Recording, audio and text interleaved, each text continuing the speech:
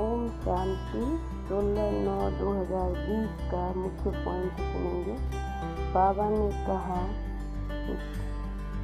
कि अपने आप को ही राज तिलक देना है और पढ़ाई में लग कर डेवलप करना है और कभी भी कुछ काम नहीं करना है, सर्विस में लग जाना है।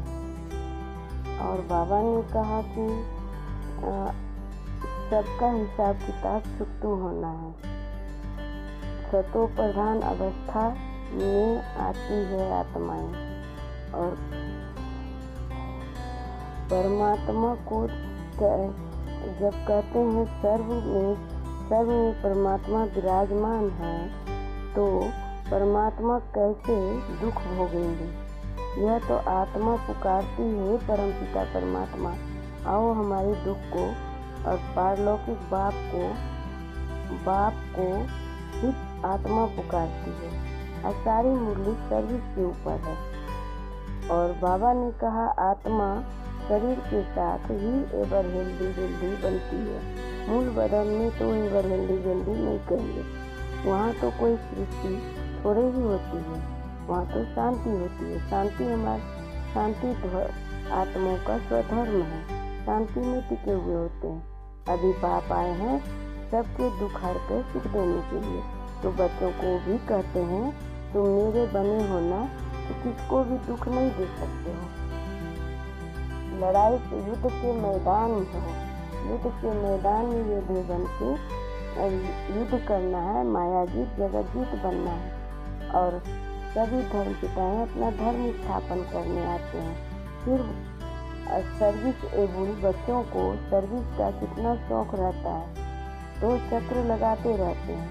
सर्विस नहीं करते हैं तो उनकी रहम दिल और कल्याणकारी कुछ भी नहीं हो सकता। जब सर्विस करते हैं वही बच्चे बाप के दिल तक नसीब बनते हैं और बाप के दिल पर चढ़ते हैं। श्रीमत है ना, निश्चय में विजय है। श्रीमत में अपना मनमत मिक्स नहीं करना है। दवाई आदि से संभाल तो सबकी होती है, फिर भी डॉक्टर आदि को भी बुलाते हैं। यहाँ तो हमारा सुप्रीम बाप सर्जन बन के आया है, आत्माओं को सर्जरी करने के लिए, आत्माओं को कचरा निकालने के लिए। और शिव बाबा को याद करेंगे, मुरली कैसे सुनेंगे, फिर नतीजा क्या होगा? पढ़ेंगे नहीं तो पढ़ क्या पाएंगे? इसलिए बाबा कहते हैं पढ़ेंगे लिखेंगे तो बनेंगे नवाब, चलेंगे कूदेंगे तो बनेंगे खराब। स्वर्ग की स्थापना हो रही है और विनाश भी होगा। स्थापना और विनाश का भारत अभी कंगाल हो गया है।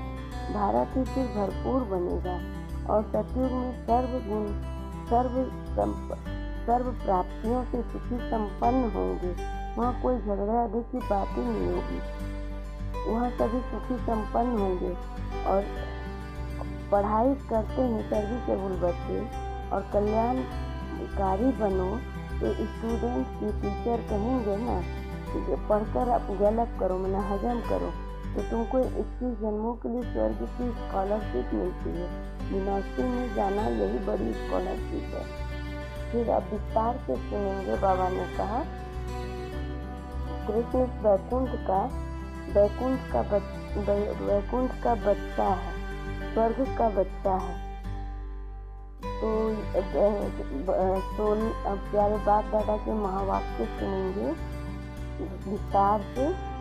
भूखे बच्चे बाप आए सबके दुख हर सुख देने, इसलिए तुम दुख हरता सुख करता के बच्चे को कभी दुख मत दो, किसी को भी दुख मत दो। प्रश्न में बाबा ने कहा ऊंच पद पाने वाले बच्चों की मुख्य निशानी क्या होगी? उत्तर, वे सदा श्रीमत पर चलते रहेंगे। दूसरा पॉइंट में कभी हाथ नहीं करेंगे। तीसरा पॉइंट में अपने को आप ही राज तिलक देने के लिए पढ़ाई पढ़कर डेवलप करेंगे। चौथा, अपने को कभी घाटा नहीं डालेंगे। पांचवा, सर्व के प्रति रहम और कल्याणकारी बनेंगे। उन्हें सर्विस का बहुत शौक होगा कोई भी तुच्छ काम नहीं करेंगे, मैंने गंदे विचार नहीं रखेंगे, आपस में लड़े झगड़ेंगे नहीं। गीत भी है, तूने रात गवाई सोए के, दिवस गवाया खा के, अनमोल जीवन मिला तेरे कौड़ी तुल बना कौड़ी तुल।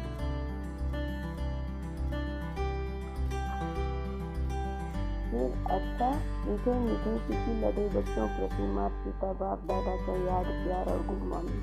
रूहानी बाप की रूहानी बच्चों को नमस्ते। हम रूहानी बच्चों के रूहानी बाप दादा को याद प्यार और गुड मॉर्निंग और नमस्ते। शुक्रिया बाबा, शुक्रिया बाबा, पद्मा पदम शुक्रिया बाबा। धारणा के लिए मुख्य सार। पहला, संगम पर बहुत सिंपल साधारण रहना, क्योंकि यह बनवा में रहने का समय है।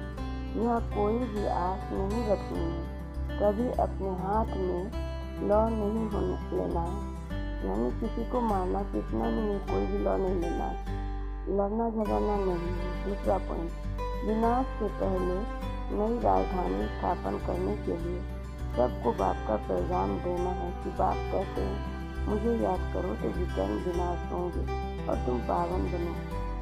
फिर वरदान में बाबा ने कहा, बाप द्वारा सफलता का तिलक प्राप्त करने वाले सदा आज्ञाकारी दिल तक नसीम भव।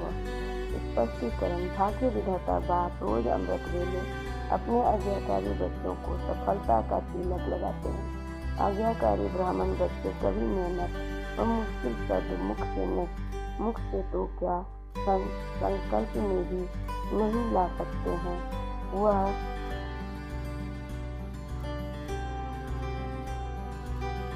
वह ब्राह्मण बच्चे कभी मेहनत व मुश्किल शब्द मुख से क्या संकल्प में भी नहीं ला सकते, वह सहज योगी बन जाते हैं। इसलिए कभी भी दिल से कष्ट नहीं बनो, लेकिन सदा दिल तक नसीम बनो, सहनशील बनो, अहम भाव और वहम भाव को समाप्त करो, मैंने किसी संशय में नहीं आओ।